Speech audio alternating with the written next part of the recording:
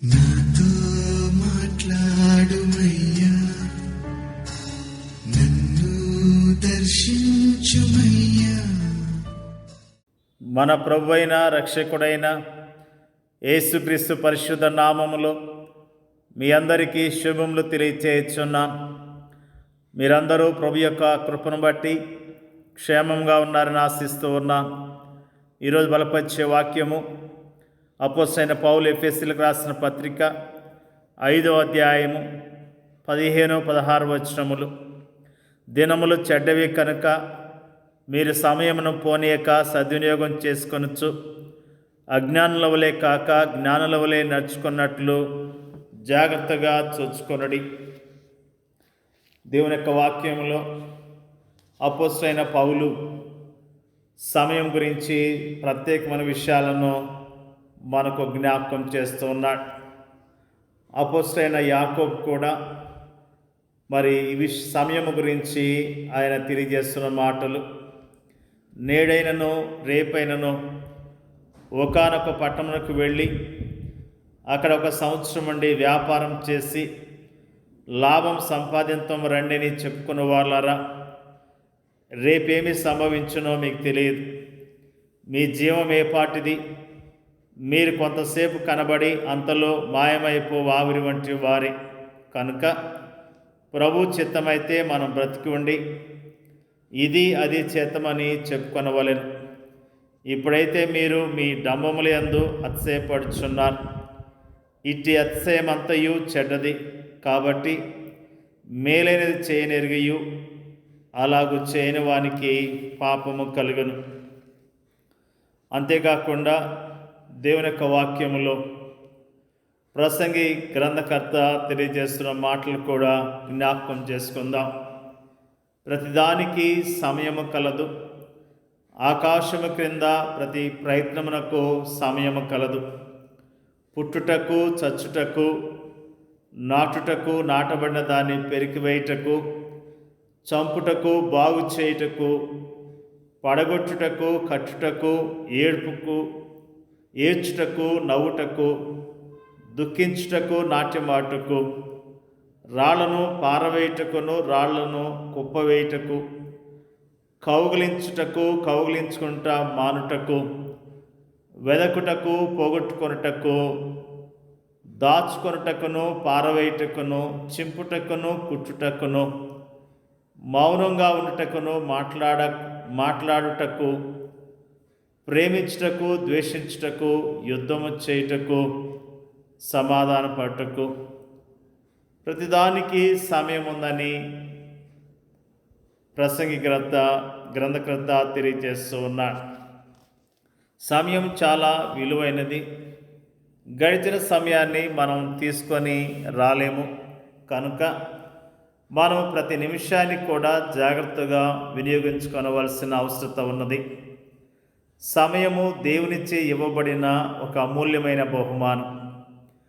ఆ బహుమానమునకు మనము స్వంతదారులము కాము, కానీ దాని విషయమై రానున్న ఒక దినాన మనమందరం కూడా దేవునికి లెక్క చెప్పవలసిన వారముగా ఉన్నాం.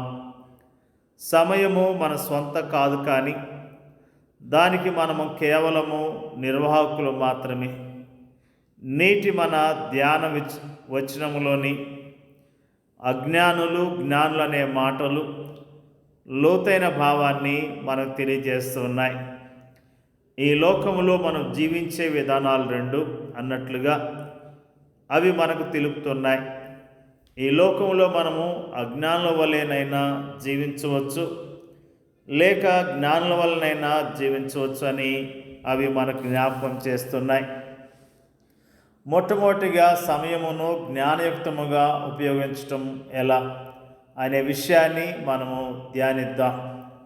ఈ లోకములో మన దినములు మనవి కావు, అవి దేవునివి.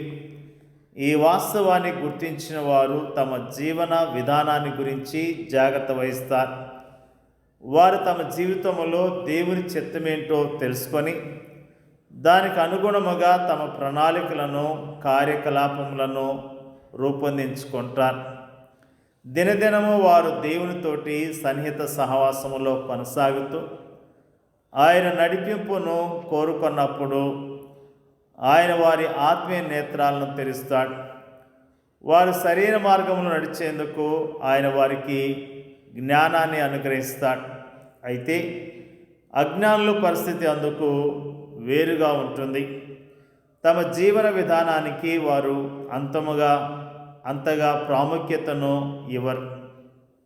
వారి జీవితాలు ప్రణాళికాబద్ధముగా ఉండవు, కానీ గాలికి అటు ఇటు కొట్టుకొని పోయే పొట్టులాగా ఉంటాయి. వారి జీవితాలకు గమ్యమంటూ ఉండదు. తాము ఎప్పుడు ఎక్కడ ఏం చేస్తారో వారికే తెలియదు.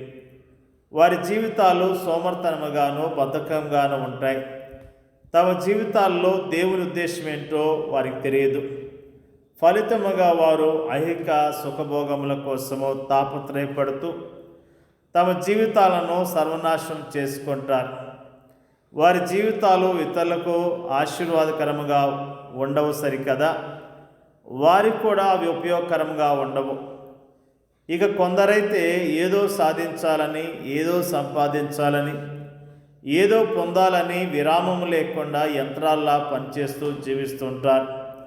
తాము సమయాన్ని సద్వినియోగం చేస్తున్నామని వారు అనుకుంటారు, కానీ వాస్తవానికి వారు తమ సమయాన్ని వృధా చేస్తున్నారు.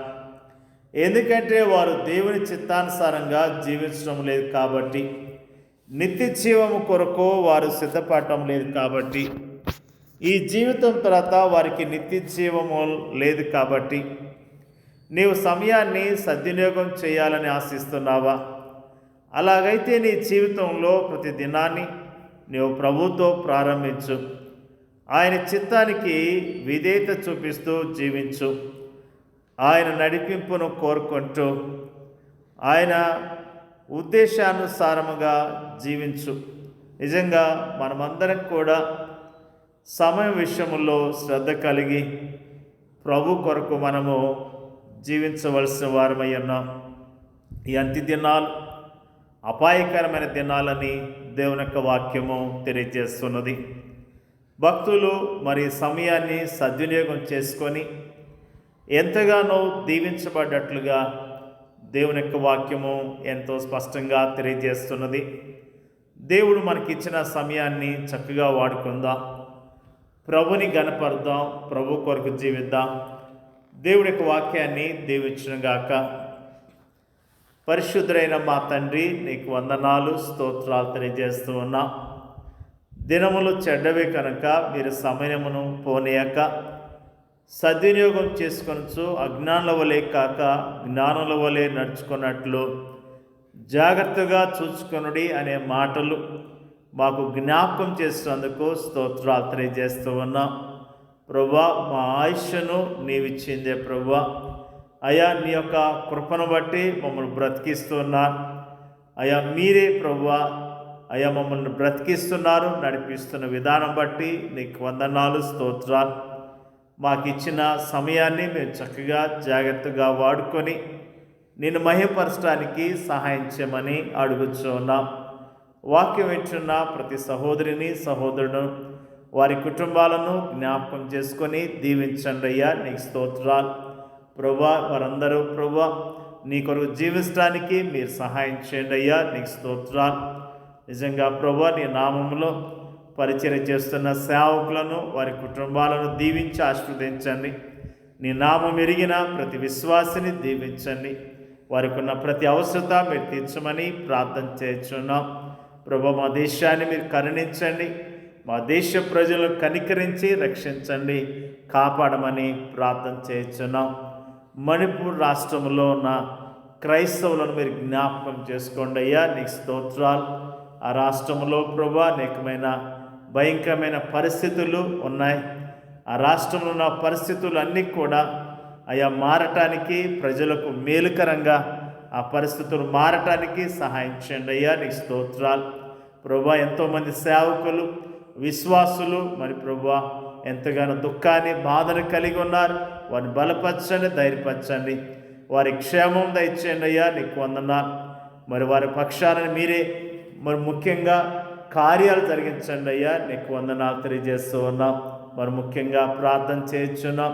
మా జీవితంలో ప్రభువా మాకు ఇచ్చిన సమయాన్ని నీ కొరకు వాడి యోగ్యంగా బ్రతకడానికి సహాయం చేయమని, మా ప్రార్థన అంగీకరించమని మా ప్రభు మా రక్షకుడైన యేసుక్రీస్తు పరిశుద్ధమైన నామములో అడిగి వేడుకొంచున్నాం పరలోకమందున్న తండ్రి. ఆమేన్.